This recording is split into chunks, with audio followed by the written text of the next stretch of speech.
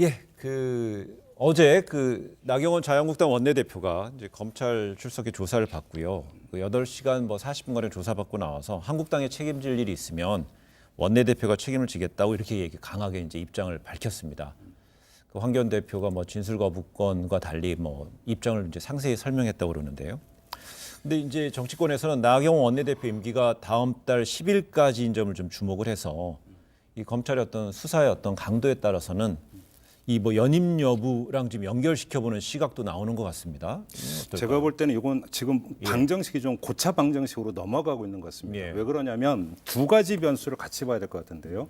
자, 한번 관점을 나경원 원내대표를 제외한 나머지 59명의 자유한국당 현역 의원들을 주인공 시점으로 해서 한번 보죠. 네. 자, 그러면 팩트 수사와 어떤 기소 여부까지 가는 데서 줄다리기를 계속 하고 싶은데 네. 나경원 원내대표를 계속 앞세우는 게 좋을까요? 나경원 원내대표 임기를 끝내는 게 좋을까요? 네. 제가 볼 때는 그들의 관점에서는 나경원 원내대표가 원내대표라는 자리를 계속 가지면서 우리 앞에서 방패막이를 해주는 것이 더 좋다라고 생각할 수 있는 여지가 있어요. 예. 이 점을 봐야 되는데 또 하나의 변수가 여기서 어젯밤에 불거졌습니다. 그게 바로 JTBC 뉴스룸에서 보던 조금 전에 네. 이슈원에서 다루던데요. SOK, 그다음에 이병우 교수, 네. 성신여대 입시 특혜 의혹이 어제 이제 나오지 않았습니까? 근데 문제는 이게 또 자유한국당 입장에서 상당히 곤란해지는 거예요. 만약에 이 문제가 커지면 이 문제가 커지고 있는데 나경원 원내대표에게 원내대표라는 자리를 계속 주게 되면 나경원이라는 개인의 문제가 아니라 자유한국당 전체의 문제가 돼버려요. 네. 총선을 앞둔 상태에서. 이 요인을 고려하면 나경원 원내대표 자리는 빨리 끝내는 게 좋거든요. 당 입장에서는. 네. 이 두 가지의 이해가 어떻게 조정이 되는가에 따라서 나경원 원내대표의 원내대표로서의 수명이 달라질 수 있다. 변수 두 가지가 지금 아주 복잡하게 얽혀 있다. 저는 일단 예. 이렇게 진단하고 예. 싶습니다. 우선은 지금 나경원 원내대표 임기는 사실은 현재로선 제가 알고 있는 범위 안에서는 그대로 갈 가능성이 훨씬 높다. 예. 두 번째, 지금 이명우 교수와 연계된 이병우 교수. 이병우 예. 교수와 연계된 그 의혹은 현재로선 그런 정황적인 상황을 감안한 추론이기 때문에 그건 예. 지켜봐야 된다. 네. 두 번째, 그다음에 더 중요한 건 뭐냐면 지금 이게 법리적으로 사실은 이 패스트트랙 수사의 이 기소까지 가는데 여러 가지 적이 있어요. 이 곡절이 있어요. 뭐냐? 그게 간단히 제가 설명드리면은 네. 나경원 대표가 왜 정당한 행위였다라고 주장을 하냐면 당시에 사보임이 이루어진 패스트트랙 당시에 오신환 바른미래당에서 오신환 의원을 체입의 의원으로 바꾼 그것이 예. 지금 헌재에 권한심판 청구와 그리고 효력정지 가처분 신청이 올라가 있어요. 이미 4월 달에. 근데 헌재가 지금 판결을 안 내리고 있는데 2013년에 그 앞에 있었던 김홍신 의원의 당론 거부 사태로 벌어졌던 상황의 후속 조치로 예. 새로 이와 같은 국회법 조항이 만들어졌단 말입니다.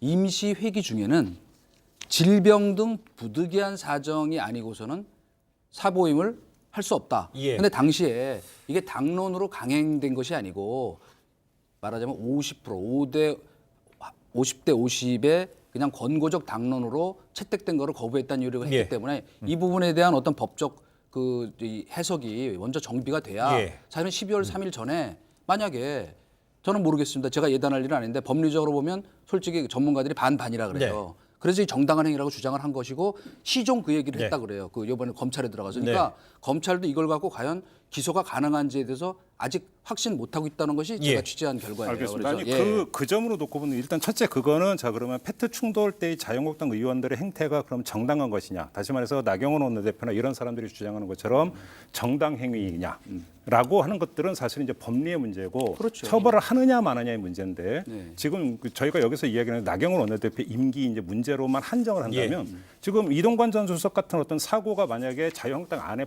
많이 퍼져 있다면 나경원 원내대표 임기에서 오히려 더 자유로울 수 있죠. 왜? 기소 안 될 가능성이 높다고 확신을 할 테니까. 그죠?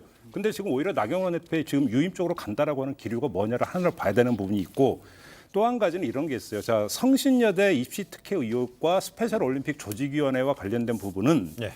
지금 시민단체 고발이 이루어졌고 지금 수사가 개시가 되고 있다는 점 하나. 네. 두 번째는 문화체육관광부에 의해서 지금 스페셜 올림픽 조직위원회에 대한 지금 감사에 착수됐다는 점 하나. 네.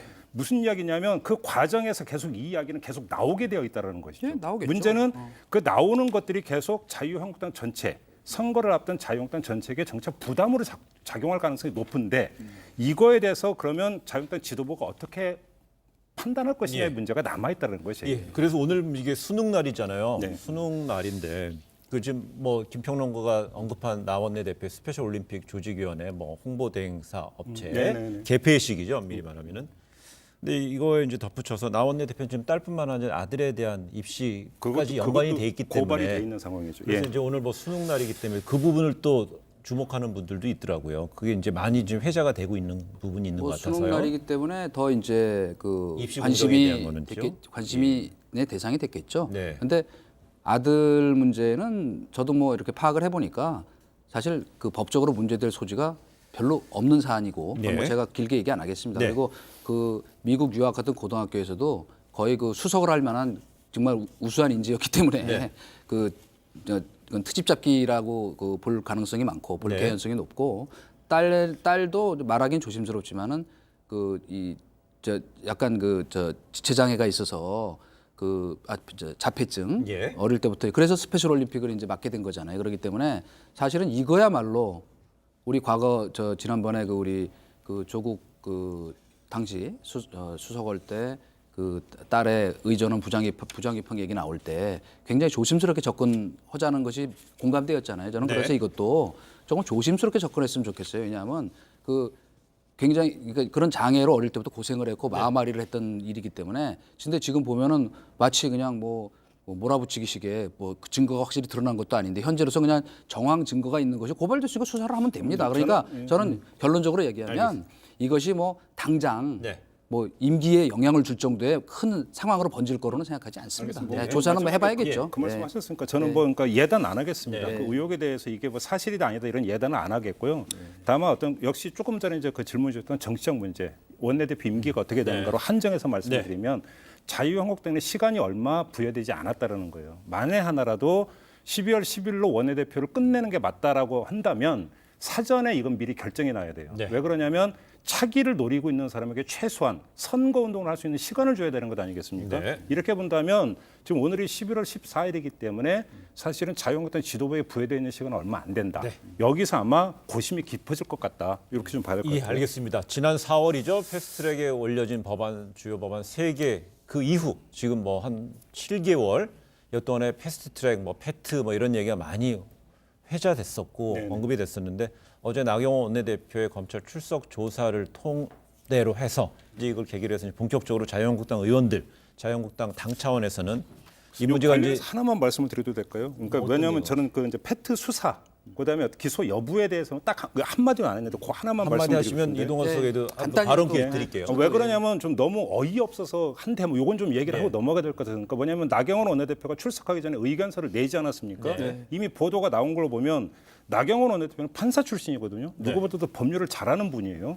근데 최이배 의원 그 감금 교사 혐의에 대해서 뭐라고 했냐면 최이배 의원실에서 빵 나눠 먹고 마술쇼까지 하는 등 화기애애한 분위기였다. 고로 감금이 아니다.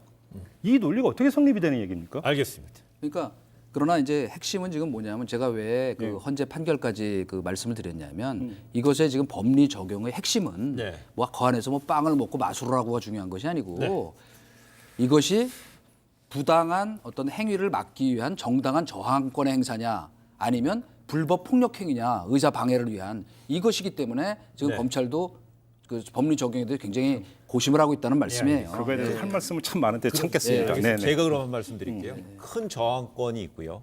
또 이제 그 의원, 최이배 의원은 이제 의원실 감금이 된 거는 물리적인 현상은 그건 뭐 이제 감금이기 또, 때문에 그렇죠. 거기에 대해 의사 방해죄, 의사진행 방해죄에서 국회 별도로 선진화법에 뭐, 저촉이 되는 부분이 명확하기 때문에 저항권 대 뭐 의사진행 방해 그러니까, 뭐 이 부분이 충돌할 수 있다는 내용으로 좀 정리하겠고요.